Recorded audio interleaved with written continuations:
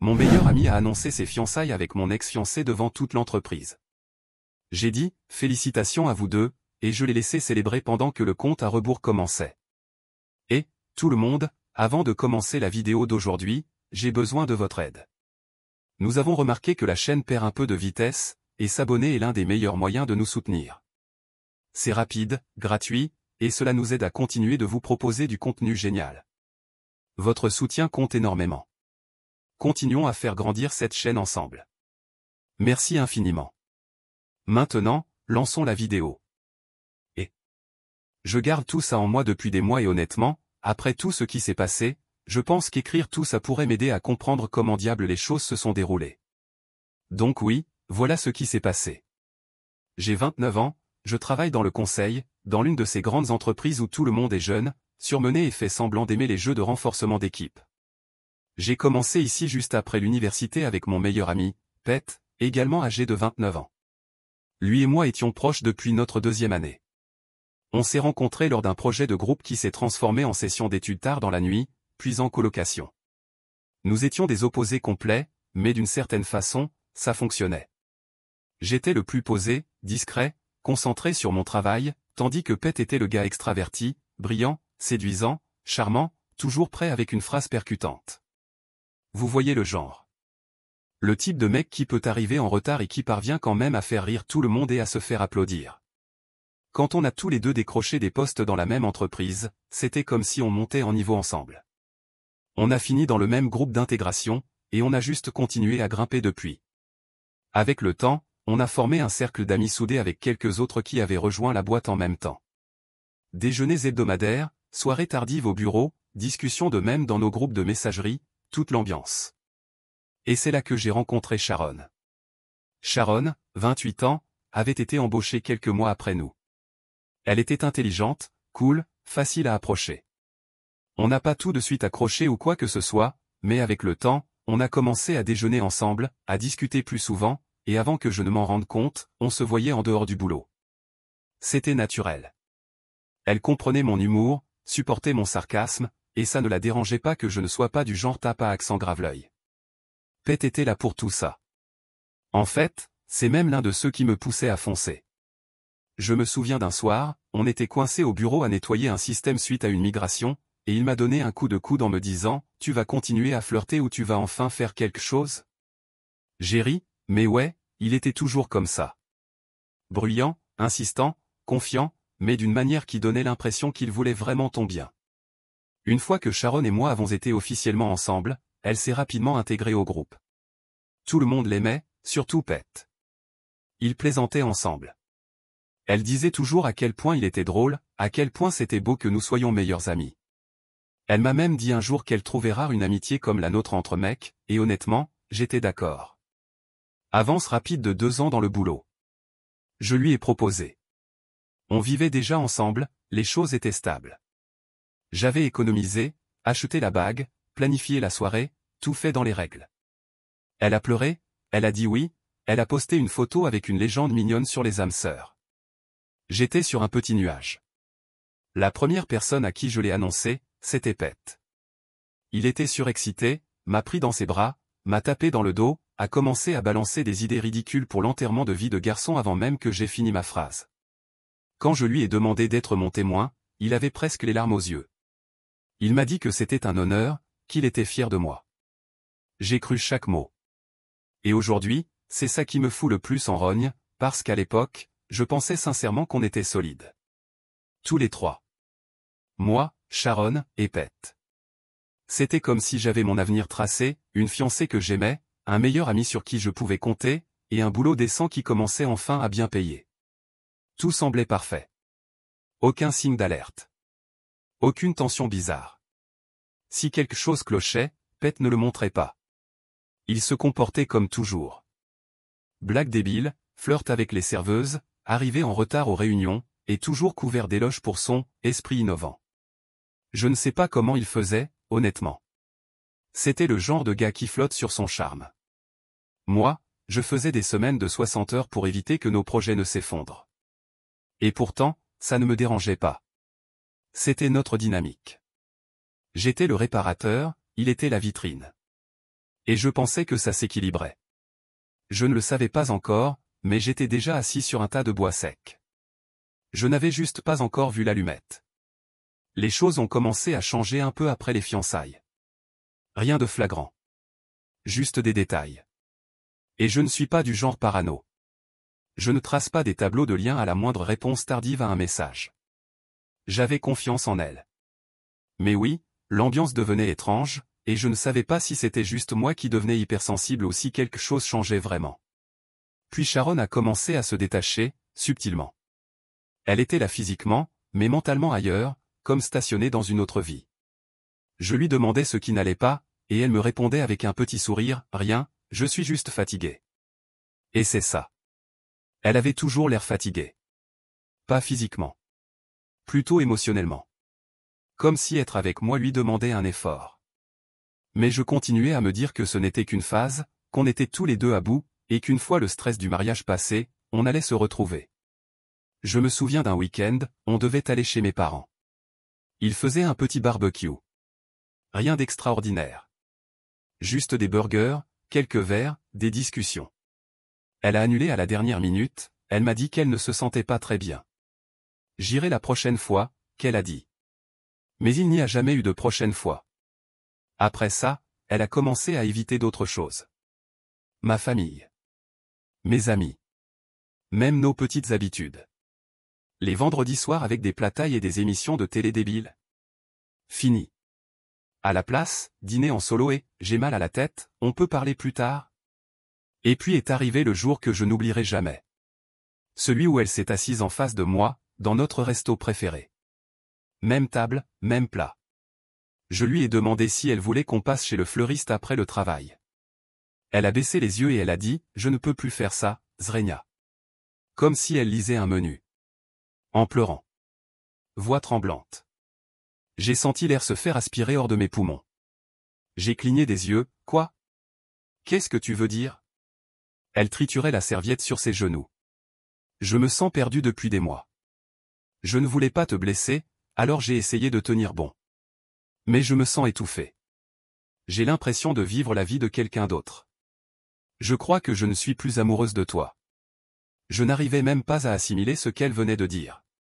Il y a une semaine, on parlait encore de notre destination de lune de miel. Il y a 2 semaines, elle était allongée à côté de moi dans le lit, riant devant ce film débile qu'on avait regardé après une journée pourrie au boulot. Il y a un mois, on était chez sa mère, à parler des parfums de gâteaux de mariage et de la possibilité de faire un mariage à l'étranger. Je comprends pas, ai-je fini par dire. On a déjà eu des périodes difficiles, mais on les a toujours surmontées. Tu ne m'as jamais dit que tu étais malheureuse. Elle a juste secoué la tête et a dit, je ne voulais pas aggraver les choses. Tu étais déjà débordée avec ta promotion, et je ne voulais pas te mettre encore plus de pression. Mais je ne veux pas me précipiter dans un mariage juste parce qu'on est ensemble depuis longtemps. Ce ne serait juste pour aucun de nous. J'ai hoché la tête parce que peut-on faire d'autre quand quelqu'un vous dit qu'il ne vous aime plus? Pleurer? Supplier? Compter les raisons? Ce n'est pas moi. On ne s'est même pas disputé. J'ai juste signé l'addition, on a marché jusqu'au parking, et je l'ai regardé partir.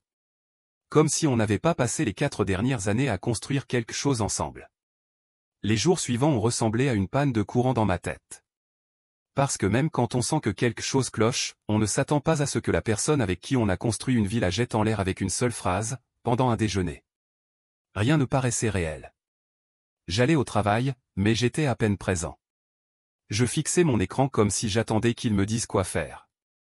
Je rentrais chez moi dans un appartement où sa tasse de café était encore dans l'évier, son manteau sur le crochet, et son foutu agenda à côté du lit, comme si elle allait revenir. Je n'ai rien dit à personne au début. Même pas à Pete. Je pensais qu'elle reviendrait. Qu'elle était juste dépassée et qu'elle avait besoin d'un moment pour souffler. C'est ce que font les gens, non? Ils paniquent, puis réalisent qu'ils ont fait une erreur. Mais elle n'est pas revenue. Et une semaine plus tard, elle a récupéré ses affaires et laissé un mot, « Je suis désolé de ne pas avoir été la femme que tu méritais. S'il te plaît, ne me déteste pas. » Cette phrase. Cette foutue phrase m'a hanté. Je n'étais même pas en colère. Juste vide. C'est Pete qui a remarqué le premier. Il est entré dans mon bureau un après-midi, s'est appuyé contre l'encadrement de la porte et m'a demandé « Ça va, mec ? T'as l'air de ne pas avoir dormi depuis une semaine. » J'ai levé les yeux vers lui et essayé de faire semblant, mais apparemment, mon jeu d'acteur était nul ce jour-là. Elle est partie, ai-je murmuré. Elle a dit qu'elle ne pouvait plus continuer. Pet est entrée, a fermé la porte. Qu'est-ce que tu veux dire, partie ? Elle m'a dit qu'elle n'était plus amoureuse, qu'elle se sentait étouffée, qu'elle ne voulait pas se précipiter. Elle a tout arrêté. Pet n'a rien dit tout de suite. Il est resté là, silencieux, la mâchoire crispée, comme s'il cherchait les bons mots. Puis il a traversé la pièce et s'est assis en face de moi. Putain, je suis désolé, frère. C'est dur. J'ai hoché la tête. Je l'ai pas vu venir. Il s'est penché en avant, coude sur les genoux, tu veux qu'on aille dîner ? Se changer les idées ? On pourrait aller à ce resto de wings où on allait après les heures sup. J'avais pas faim. J'avais envie de rien. Mais j'ai dit oui. Parce qu'être seul dans cet appart, c'était pire que de forcer une conversation autour d'ailes de poulet. Pet a conduit, a parlé presque tout le trajet. Il a raconté des histoires débiles de la fac, a essayé de me faire rire. Ça n'a pas marché. Mais j'ai apprécié l'effort. T'as été bon avec elle, a-t-il fini par dire. Laisse pas ça te bouffer. Parfois, les gens pètent un câble, et c'est pas ta faute. J'ai regardé par la fenêtre. Ouais. Elle sait pas ce qu'elle a perdu. Il m'a tapé sur l'épaule, t'es le mec le plus solide que je connaisse. Tu vas rebondir. Il n'a cessé de me dire des trucs comme ça pendant les semaines qui ont suivi. Il m'écrivait souvent, m'invitait à sortir, m'a même apporté un déjeuner au boulot un jour. Le gars était là, je dois lui reconnaître ça. Tout le monde autour marchait sur des œufs ou évitait le sujet. Mais Pet agissait comme si j'étais toujours moi.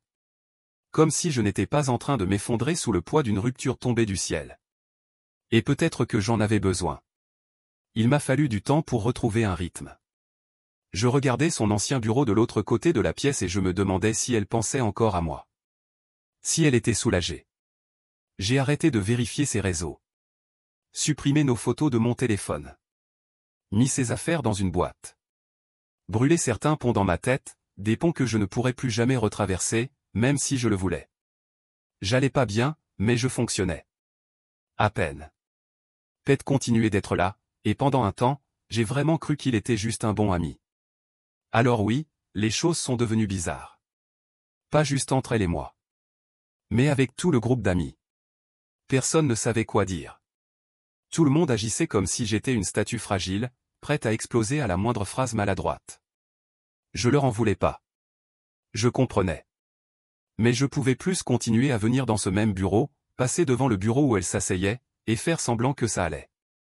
Alors j'ai demandé une mutation. Même boîte, juste une autre branche. J'ai dit au RH que c'était pour progresser, pour avoir de l'exposition à une nouvelle division. En vérité, j'avais besoin de respirer. J'avais besoin d'espace. D'un lieu où je ne serais pas constamment rappelé à son parfum, son rire dans la salle de pause, ou cette foutue bague de fiançailles qui traînait toujours dans mon tiroir, comme une relique d'un musée des mauvaises décisions. Le nouveau bureau allait. Les gens étaient cool. Le boulot restait le boulot. Je me suis concentré à fond. Premier arrivé, dernier parti. Quand ton cœur est emmietté et que ta poitrine pèse une tonne, rester occupé devient une question de survie.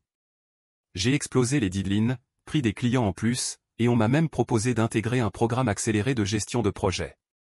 Honnêtement, une partie de moi s'en fichait de brûler la chandelle par les deux bouts.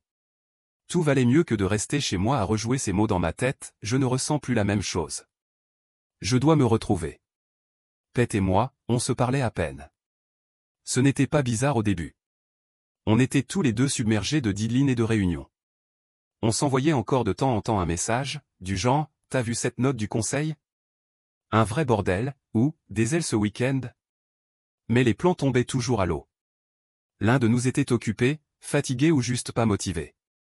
Tu sais comment vont les amitiés, quand la vie commence à tirer les gens dans des directions différentes. Une lente disparition, pas une coupure nette. Il me manquait, en fait. Cette version de ma vie me manquait, celle où tout semblait fiable. C'est fou à quel point tout peut devenir flou rapidement. Une minute, tu choisis les lieux de mariage, et la suivante, tu cherches comment dissocier vos comptes Spotify. J'ai essayé de sortir avec quelqu'un, plus ou moins. Un dîner avec une amie d'une amie. Elle était gentille. Moi non.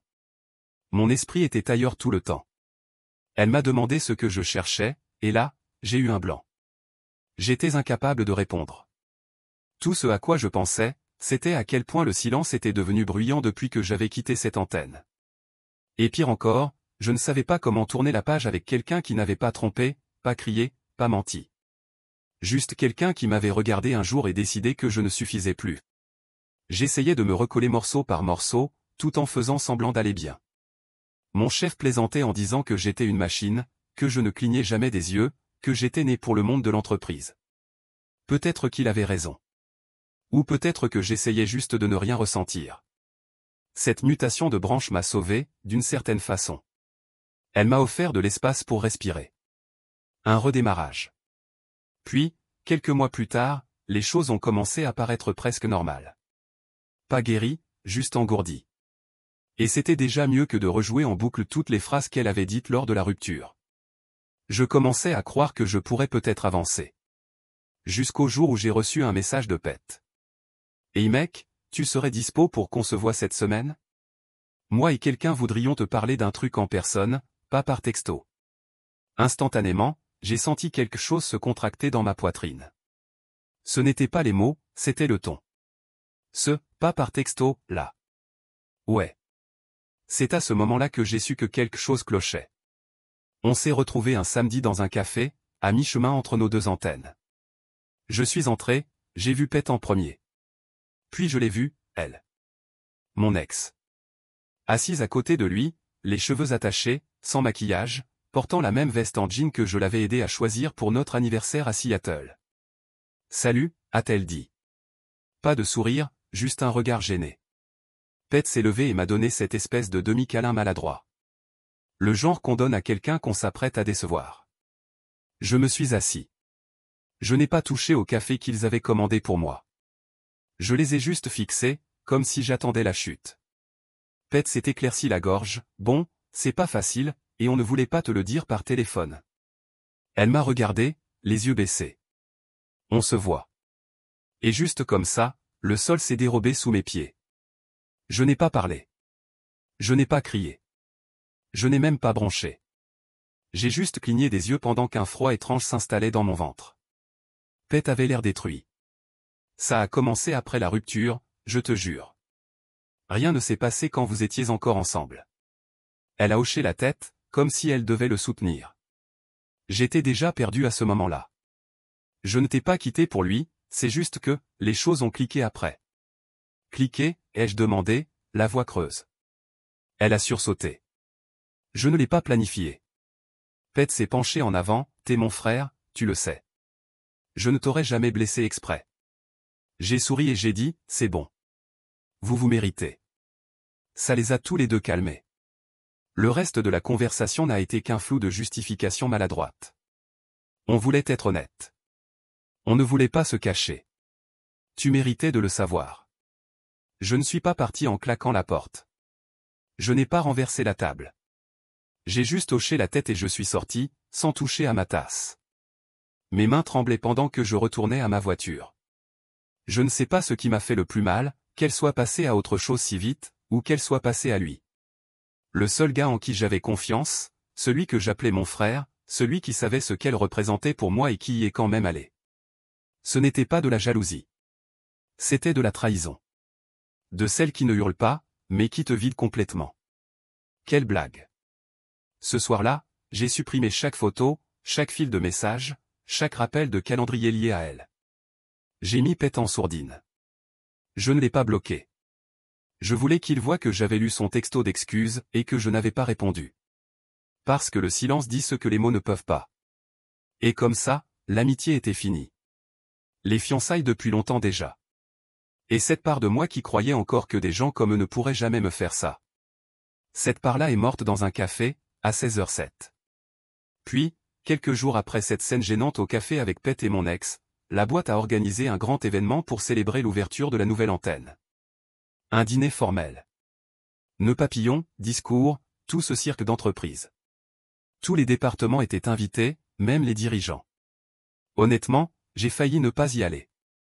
Je ne suis pas fan de m'habiller en costume et de serrer la main à des gens qui n'arrivent à se souvenir de ton prénom que quand tu atteins un objectif. Mais mon manager a insisté. Il a dit que c'était important pour la visibilité, alors je me suis pointé, bien coiffé, portant la même confiance que j'avais toujours eue, rien de faux. L'endroit était décoré à outrance, lustre, traiteur hors de prix, photographe, quelqu'un au marketing avait visiblement pété un câble. J'ai passé la majeure partie de la soirée à discuter avec des collègues de mon équipe et à éviter les conversations inutiles. Je sentais parfois des regards se tourner vers moi, puis glisser vers Pet et elle, de l'autre côté de la pièce. Ouais, ils sont arrivés ensemble, bien sûr. J'ai gardé mon masque en place. Puis mon manager, un type cool, franc du collier, est monté sur scène pour faire son petit discours. Il a remercié tout le monde, a mis en valeur la croissance de l'entreprise, a mentionné à quel point ils étaient fiers de l'expansion, blablabla. Ensuite, il a changé de ton. Une personne en particulier mérite une mention spéciale ce soir, a-t-il dit. Il a dirigé l'un des projets interbranches les plus performants du trimestre, et s'est assuré qu'il soit livré en avance et sous le budget. Un véritable atout pour l'équipe. Félicitations pour ta promotion. Mon nom. Applaudissements. Beaucoup. Les gens tapaient dans les mains, sifflaient. Je me suis levé, et serré la main du manager, adressé un petit signe de tête à la foule. Je ne me suis pas vanté, je n'ai pas trop souri. J'ai juste géré ça comme quelqu'un qui est habitué à faire avancer les choses. Ce genre d'attention met certaines personnes mal à l'aise, surtout celles qui pensaient autrefois que tu leur étais inférieur. Quand je me suis rassis, j'ai croisé le regard de Pet. Pas un regard amical. C'était ce regard à lèvres pincées et menton levé que les hommes insécures ont quand ils réalisent qu'ils ne peuvent plus t'éclipser. Elle avait l'air tendue. Pas heureuse comme on pourrait s'y attendre. Ça m'a rendu curieux. Et puis, parce que la vie adore l'ironie, ces deux-là se sont levés et ont tapé sur leur verre. Bonsoir à tous, a commencé Pet, maladroit mais essayant d'être sûr de lui. On voulait partager une nouvelle personnelle pendant qu'on est tous ici. J'ai demandé à cette femme incroyable de m'épouser, et elle a dit oui. La fête de fiançailles, c'est la semaine prochaine. Et vous êtes tous invités. Quelques exclamations de surprise, des gens qui me regardaient, puis eux. Je suis resté assis, dos droit, buvant mon eau comme si ce n'était qu'une autre annonce en réunion. Je n'allais pas leur donner cette satisfaction. Mais Pet ne s'est pas arrêté là. Il a ajouté cette phrase avec un demi-sourire stupide, et au moins, quelqu'un ici a réussi à garder son boulot. Quelques rires de ceux qui rient de tout pour ne pas avoir l'air largué. Mon ex a juste haussé les épaules avec un air satisfait et s'est penché vers lui, comme s'ils étaient les co-stars d'une sitcom. Je me suis levé. Pas en claquant la chaise, pas en faisant une scène. Juste levé. Marché calmement, verre en main. Je les ai regardés tous les deux dans les yeux, et j'ai dit assez fort pour que quelques tables entendent, félicitations. Elle a toujours aimé trouver ses promotions dans les bacs de fin de série. Silence de mort. Quelques ricanements. Un gars des RH a failli s'étouffer avec son vin. Pet avait l'air de vouloir sortir une réplique cinglante, mais aucun mot ne venait. Elle a essayé de rire comme si ça ne l'avait pas touché, mais son visage a tressailli. Ouais, ça a fait mouche. Je me suis retourné et suis reparti m'asseoir. J'ai fini la soirée à discuter avec quelques ex-collègues bien plus intéressés par mes projets pour le 3e trimestre que par les drames de ma vie perso. Laissez-les avoir leur annonce. Moi, j'avais mieux, ma dignité, mon salaire, et le respect de gens qui comptent vraiment. Ils s'étaient trouvés. Moi, j'avais eu une promotion. Dites-moi, qui a vraiment gagné? Quelque chose en moi a basculé. L'ancien moi aurait répondu avec un scandale bruyant. Le moi plus malin, lui, a souri, hoché la tête, et élaboré un plan. Dès que Pet a lancé sa remarque sur le fait de garder son boulot, j'ai pris ma décision. Pas de cris. Pas de texto enflammé. Pas de crise. Juste de l'exécution. Et cette fois, de manière professionnelle. Tu vois, à l'époque où Pet et moi étions encore proches, il avait l'habitude de faire des manigances douteuses au boulot.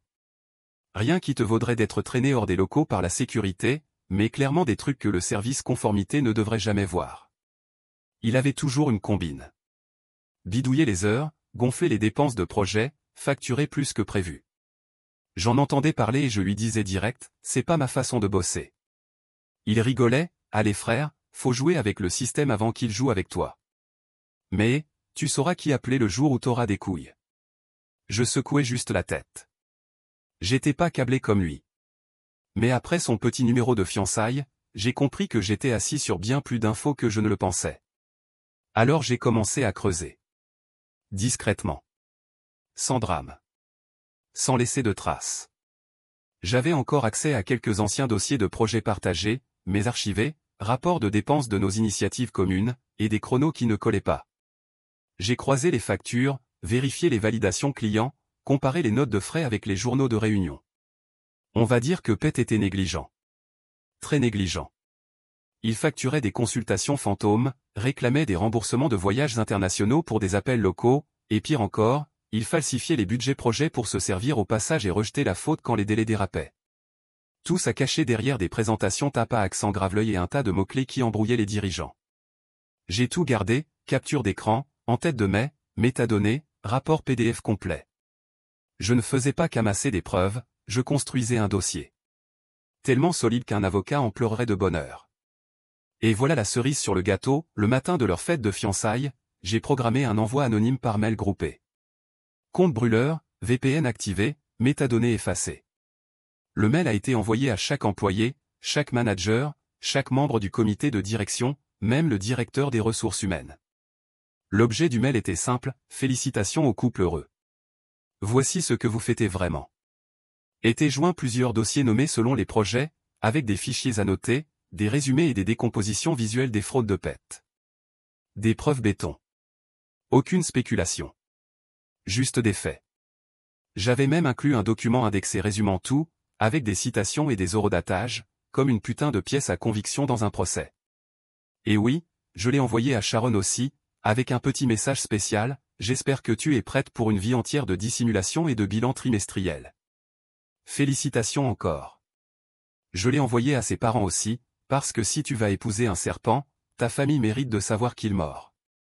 Les parents de Sharon ont toujours agi comme s'ils étaient au-dessus de tout. Sa mère, surtout. Le genre de femme qui sourit en te jugeant, comme si elle corrigeait mentalement ton CV à l'encre rouge. Il m'aimait bien quand j'étais le fiancé discret, fiable, le stable. Celui avec un plan, un boulot, et aucun casier judiciaire. Vraiment pas exigeant. Mais ça leur permettait de se sentir distingués par association. Je ne m'attendais pas à une réponse, honnêtement. Je voulais juste qu'ils voient dans quoi leur fils était engagé. Un type assez stupide pour commettre une fraude sur un serveur d'entreprise. Mais j'ai sous-estimé à quelle vitesse la honte circule dans les familles comme la leur. 2 jours après l'envoi du mail, j'ai reçu un message d'un numéro inconnu. Le nom est apparu après une seconde, le père de Sharon. Je n'ai pas décroché. J'ai laissé aller sur la messagerie. Il a laissé un long message. Ton glacial, très formel, qui commençait par « Je sais que c'est une situation délicate ». Ouais, sans blague. Puis il a sorti le grand classique, nous n'avions aucune idée de ce dans quoi elle était impliquée. Il a dit qu'ils étaient déçus et embarrassés. Pas en colère. Pas choqués. Embarrassés. C'est comme ça qu'ils parlent quand c'est leur réputation qui est en jeu. Ça a fait le tour de l'entreprise avant midi. Les gens ne se donnaient même plus la peine de faire semblant de ne pas lire à leur bureau. J'ai reçu des messages de collègues à qui je n'avais pas parlé depuis des mois. Frérot, c'est vrai ce truc, t'as vu ça? Moi, je faisais l'innocent, waouh, aucune idée, c'est dingue. Le tout en sirotant mon café comme un moine au sommet d'une montagne. Quant à la fête de fiançailles, ouais, c'est devenu un désert.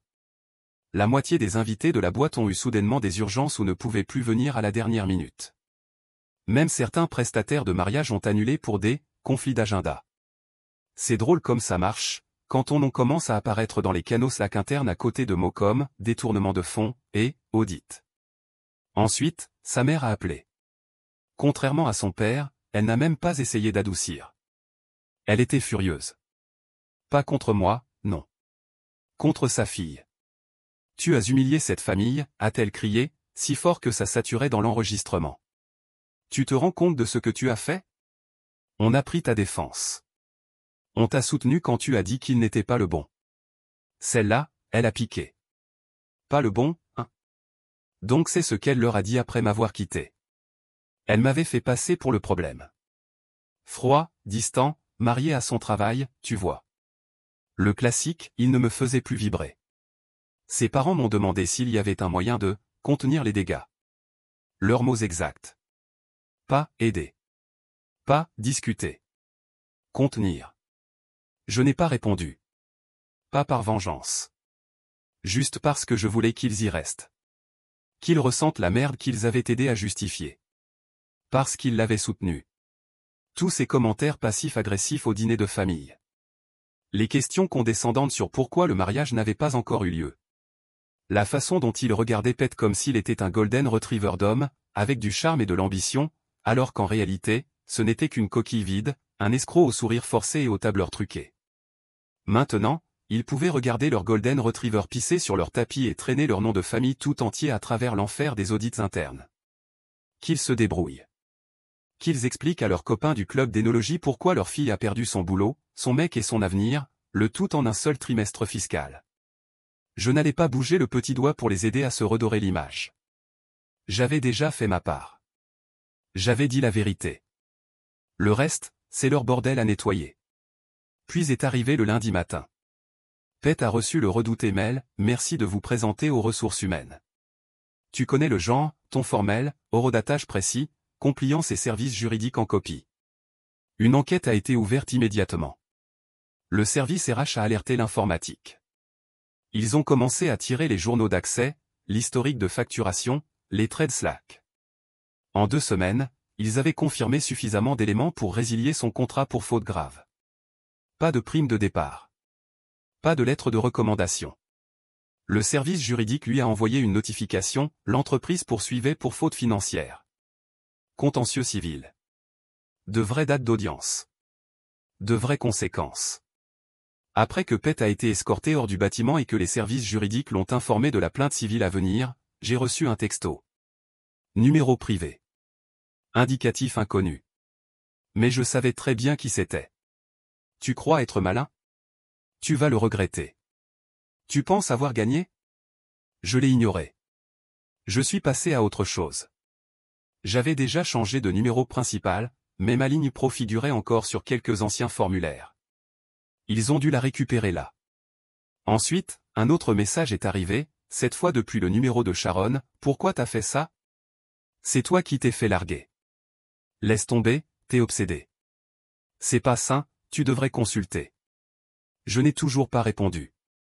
2 jours plus tard, les deux ont recommencé, message à la chaîne, en rafale, qui empestait le désespoir. Pete a ouvert le bal avec sa fausse assurance habituelle, t'es pas net non plus, mon gars.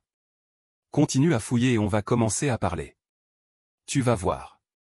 Les gens comme toi gagnent jamais. Vous êtes juste les premiers à tomber. Et puis Sharon a envoyé le coup de grâce, tu crois que c'est fini? On va s'assurer que tu reçoives ce que tu mérites. Cette phrase-là. Elle était différente.